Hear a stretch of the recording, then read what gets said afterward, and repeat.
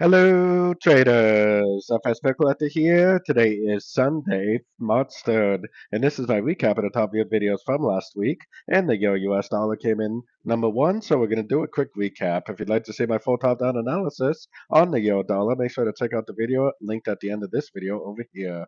So the dollar did make a pretty good impulsive move up. We still kind of missed that 50% fib level, so we do have to be aware. I mean, it possibly could end up going back down. Looking across the board at most of the dollar pairs, I mean, they mostly do look like they need to go up, especially on like the daily time frame and up. So I for sure am looking at this as possibly a 1, 2, 3, and most likely this is the end of a correction on like the daily time frame and up.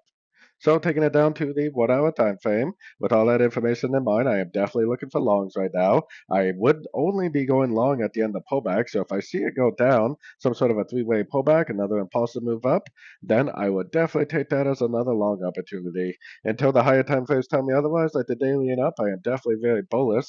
I want to see some good breaks of structure to help confirm that this really is the end of the correction and that the wave two is over. Until we get those breaks of structure, I'm definitely going to be a little bit cautious about holding on to trades because there's always a chance it could make a lower high, and go back down.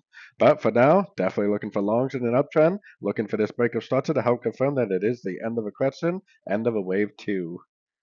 So don't forget to join my free Discord channel. The link for that is on the screen and in the description. Thanks and happy trading.